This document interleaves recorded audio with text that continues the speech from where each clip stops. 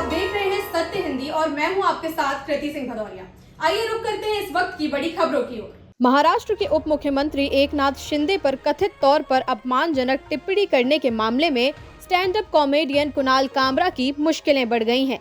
मुंबई में उनके खिलाफ 3 और मामले दर्ज किए गए हैं। इससे पहले शिंदे के नेतृत्व वाली शिवसेना के कार्यकर्ताओं ने कामरा के एक शो के स्थान हैबिटेट स्टूडियो में तोड़फोड़ की थी, जिसके बाद उनके खिलाफ कानूनी कार्रवाई शुरू हुई थी।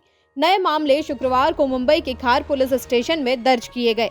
शिकायतकर्ताओं में जलगांव शहर के मेयर, नासिक के एक होटल व्यवसायी और एक अन्य कारोबारी शामिल हैं। ये शिकायतें कामरा के हालिया शो नया भारत के दौरान की गई टिप्पणियों से संबंधित हैं, जिसमें उन्होंने एकनाथ शिंदे पर व्यंग्य किया था। मुंबई पुलिस के अनुसार कामरा को 2 बार पूछताछ के लिए बुलाया गया था, लेकिन वे अभी तक पेश नहीं हुए हैं। पुलिस ने उनकी 1 सप्ताह की मोहलत की मांग को भी खारिज कर दिया और उन्हें दूसरा समन जारी किया। इस बीच कामरा ने मद्रास हाई कोर्ट से अंतरिम अग्रिम जमानत प्राप्त कर ली है।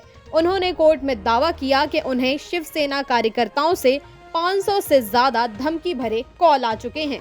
कांग्रेस सांसद राहुल गांधी ने सरकार पर बैंकिंग सेक्टर को संकट में डालने का आरोप लगाया है। उन्होंने कहा कि भाजपा सरकार ने अपने अरबपति मित्रों के 16 लाख करोड़ रुपए के लोन माफ कर दिए हैं। सरकार के नियमों के गलत मैनेजमेंट के साथ साथ भाई भतीजावाद ने भारत के बैंकिंग क्षेत्र को संकट में डाल दिया है। राहुल गांधी ने कहा कि इसका बोझ पूरी तरह से जूनियर कर्मचारियों पर पड़ता है। उन्हें काम को लेकर तनाव और मुश्किलें झेलनी पड़ती हैं। राहुल गांधी ने कहा कि आईसीआईसीआई बैंक के 782 पूर्व कर्मचारियों की ओर से एक प्रतिनिधि मंडल ने कल संसद में मुझसे मुलाकात की। उनकी बातों में उनकी मुश्किलें मुझे साफ तौर पर नजर आ रही थी। वर्क प्लेस पर उत्पीड़न, जबरन ट्रांसफर, एनपीए उल्लंघनकर्ताओं को गलत तरीके से लोन देने का खुलासा करने के लिए परेशान किया जाना और उचित प्रक्रिया के बिना बर्खास्तगी भी की गई है। वक्फ विधेयक का कड़ा विरोध जताते हुए एआईएमआईएम अध्यक्ष असदुद्दीन ओवैसी ने शुक्रवार को आरोप लगाया कि ये विधेयक मुसलमानों पर सीधा हमला है और इससे उनकी संपत्तियां छीनी जाएंगी। यहाँ एक सभा को संबोधित करते हुए उन्होंने सवाल उठाया कि वक्फ बोर्ड के सदस्य गैर मुस्लिम कैसे बन सकते हैं, जबकि मंदिर बोर्ड के सदस्य केवल हिंदू और गुरुद्वारा बोर्ड के सदस्य सिख ही हो सकते हैं। विधेयक के विरोध में all India Muslim personal law board के आह्वान पर काली पट्टी बांधे ओवैसी ने कहा, नरेंद्र मोदी वक्फ विधेयक के जरिए हमारे सीने पर गोलियां चला रहे हैं, हमारी मस्जिदों और दरगाहों को निशाना बना रहे हैं। उन्होंने आरोप लगाया कि विधेयक के प्रावधानों के अनुसार जिलाधिकारी ये प्रमाणित कर सकता है कि कोई विशेष संपत्ति वक्फ संपत्ति नहीं है, जिससे मुसलमानों का उस पर से दावा समाप्त हो जाएगा। आपको बता दें कि इससे पहले जब वक्फ विधेयक पर विचार करने वाली जेपीसी की रिपोर्ट लोकसभा और राज्यसभा के पटल पर रखी गई, उस दौरान भी असदुद्दीन ओवैसी ने इस मामले पर यही बयान दिया था।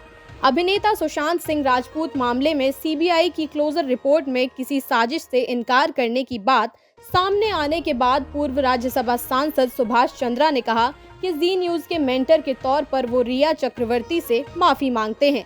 सुभाष चंद्रा ने सोशल मीडिया प्लेटफॉर्म एक्स पर लिखा, सुशांत सिंह राजपूत के मामले में सीबीआई ने क्लोजर रिपोर्ट फाइल की है।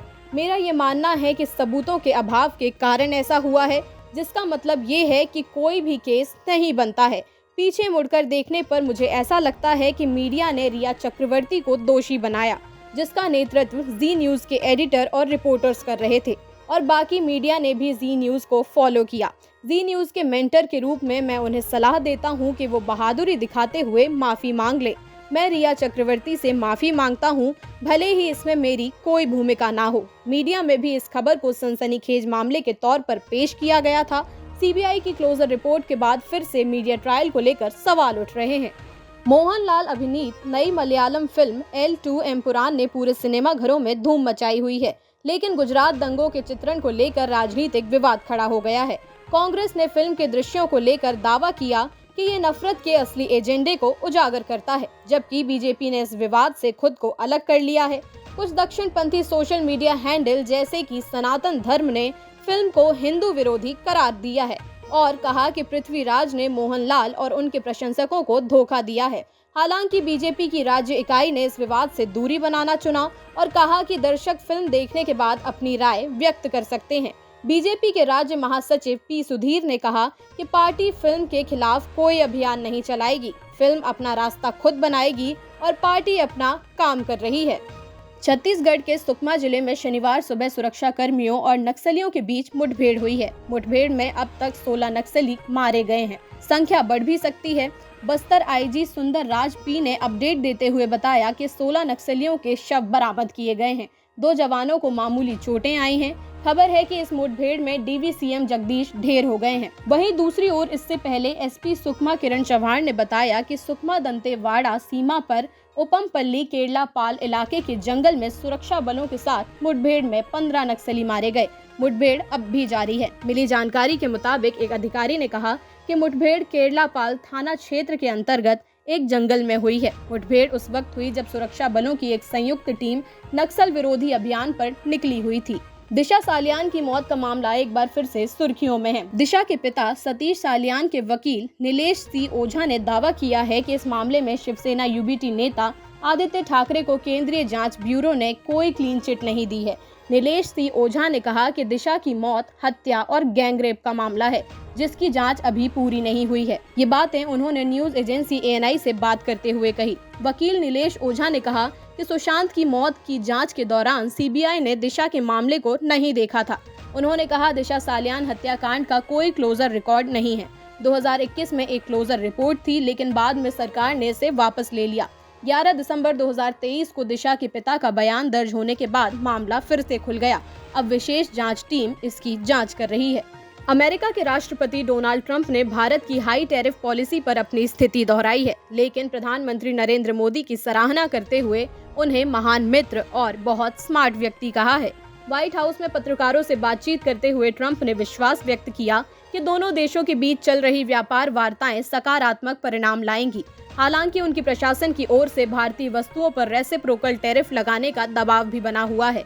राष्ट्रपति डोनाल्ड ट्रंप ने कहा कि प्रधानमंत्री मोदी हाल ही में यहां आए थे और हम हमेशा से बहुत अच्छे दोस्त रहे हैं। भारत दुनिया के सबसे उच्च टैरिफ लगाने वाले देशों में से एक है। वे बहुत स्मार्ट हैं। उन्होंने कहा कि वो बहुत स्मार्ट व्यक्ति हैं और मेरे अच्छे मित्र भी हैं। हमने बहुत अच्छे विचार विमर्श किए। मुझे लगता है कि भारत और हमारे देश के बीच ये बहुत अच्छा परिणाम देगा और मैं कहना चाहता हूँ कि भारत के पास एक महान प्रधानमंत्री हैं। यूक्रेन के नीप्रो शहर में हुए रूसी ड्रोन हमले में 4 लोगों की मौत हो गई है और 21 लोग घायल हुए हैं। शहर के रीजनल हेड ने ये जानकारी दी है। रीजनल हेड ने बताया कि रूस ने 20 से अधिक ड्रोन दागे थे, लेकिन इसमें से अधिक गिरा दिए गए थे। यूक्रेन की राजधानी कीव सहित कई शहरों में पूरी रात एयर सायरन सुनाई दिए गए। वहीं रूस ने कहा कि बेलगोरोद में 3 यूक्रेनी ड्रोन रोक दिए गए या फिर उसे गिरा दिया गया। शुक्रवार की देर रात जेलेंस्की ने फिर से आरोप लगाया कि रूस ने यूक्रेन के ऊर्जा ढांचों पर हमला किया है। हाल ही में रूस के राष्ट्रपति पुतिन ने अमेरिकी राष्ट्रपति डोनाल्ड ट्रंप को आश्वासन दिया कि वो यूक्रेन के ऊर्जा ढांचों पर हमला नहीं करेंगे। रूस भी लगातार यूक्रेन पर एनर्जी सेक्टर पर हमले का आरोप लगाता रहा है। नेपाल में राजशाही समर्थक आंदोलन भयानक रूप ले रहा है। शुक्रवार को राजशाही समर्थकों और सुरक्षा कर्मियों के बीच झड़प देखने के लिए मिली। नेपाल की राजधानी काठमांडू में सेना को बुलाया गया है और कई इलाकों में कर्फ्यू लगाया गया है। इसके पहले शुक्रवार को हिंसक झड़प में एक टीवी कैमरामैन समेत 2 लोगों की मौत हो गई और 1 दर्जन से ज्यादा लोग घायल हो गए। नेपाल में साल 2008 में खत्म हुई राजशाही को फिर से बहाल करने की मांग करते हुए पूर्व नरेश ज्ञानेंद्र के समर्थक सड़कों पर प्रदर्शन कर रहे हैं। इस बीच नेपाल के वाम मोर्च ने एक रैली की है और पूर्व नरेश ज्ञानेंद्र को चेतावनी दी कि सिंहासन को फिर से प्राप्त करने की उनकी महत्वाकांक्षा उनके लिए महंगी साबित हो सकती है। इस रैली को पूर्व प्रधानमंत्रियों पुष्प कमल दहल प्रचंड और माधव कुमार नेपाल समेत नेताओं ने संबोधित किया। रैली में वाम मोर्चे ने राजशाही समर्थक ताकतों के फिर से उभरने के लिए केपी शर्मा ओली की सरकार को जिम्मेदार ठहराया और इसे उनके कुशासन का परिणाम बताया। फिलहाल के लिए इतना ही। देश दुनिया की तमाम खबरों के लिए आप देखते रहिए सत्य हिंदी।